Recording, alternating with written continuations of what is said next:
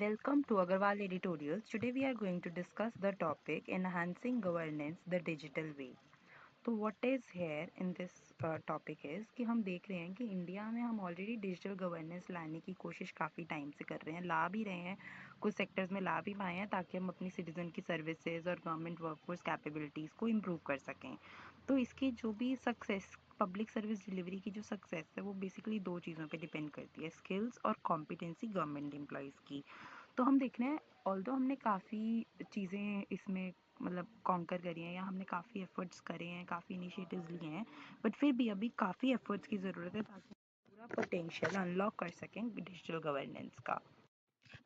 तो हम governance and the role of capacity building के बारे में बात करते हैं। तो गवर्नेंस बेसिकली क्या है, जब हम कॉम्प्लेक्स डिसीजंस ले रहे हैं हर एक सेक्टर के लोगों का ध्यान रख के उनसे डिस्कशंस करके उनकी पार्टिसिपेशन के साथ, तो उस चीज़ को गवर्नेंस कहते हैं।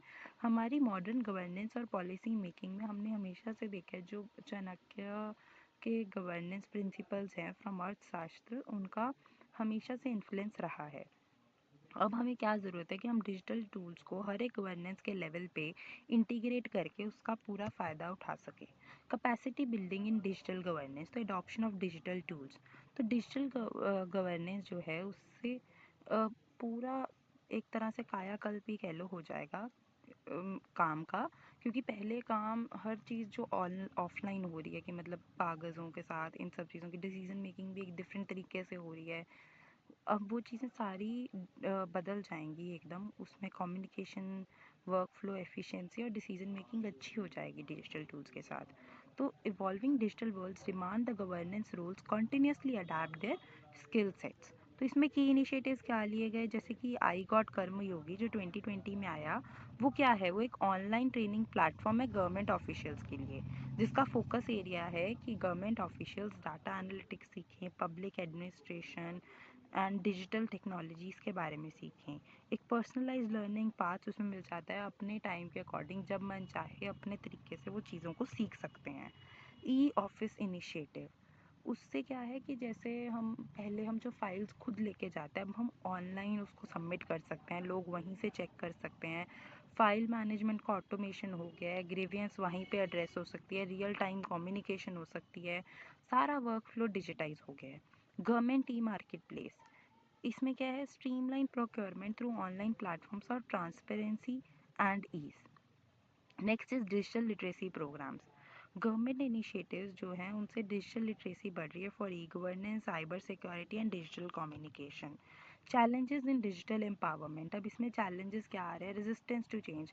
जो एम्प्लॉयज़ है वो न्यू टेक्नोलॉजीज़ को लेना ही नहीं चाहते, उन्हें वही आदत पड़ गई है कि हम बस आराम से बैठे रहें। कोई आ रहा है, अगर आज काम करने का मन नहीं है तो उन्हें कह देते हैं अगले दिन आ जाओ, तुम्हारे पास ये डॉक्यूमेंट नहीं है, वो नहीं है, बस इस तरह करके ही उनका चली जा रहा है कि उनको है कि अब हम नई टेक्नोलॉजीज़, मतलब ये नहीं है कि वो करना भी नहीं चाहते, कई केसेस में करना नहीं भी चाहते हैं, पर कई केसेस में वो टेक्नोलॉजी इसलिए भी नहीं सीखना चाहते कि जब ऑनलाइन करेंगे तो हर चीज़ मॉनिटर होना ईजी है, हर मतलब उन्हें फिर वो मतलब उस चीज़ के लिए लाइबल होंगे, अकाउंटेबल होंगे कि उन्हें करना पड़ेगा टाइम से काम।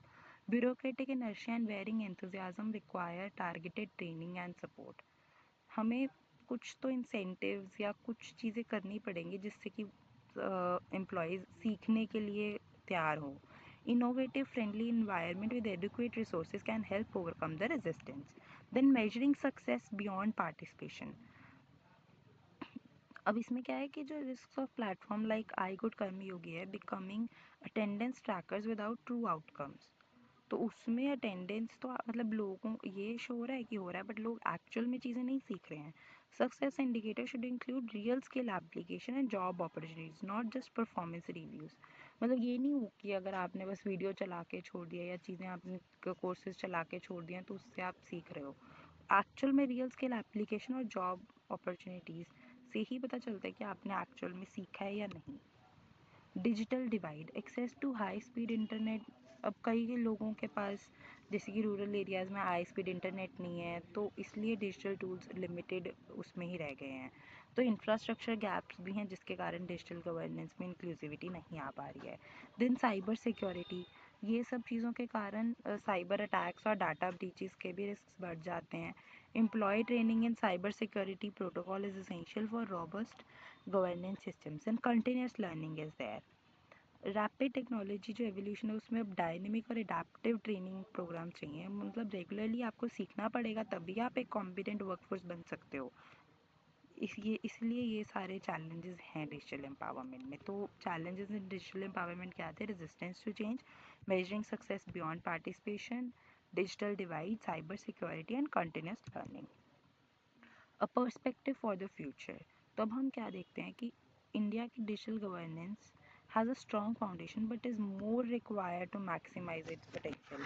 Essential elements क्या होंगे सक्सेस के लिए? robust infrastructure, targeted outcome focused training, a dynamic and adaptive workforce, then inclusivity and equal access to digital tools must be a priority.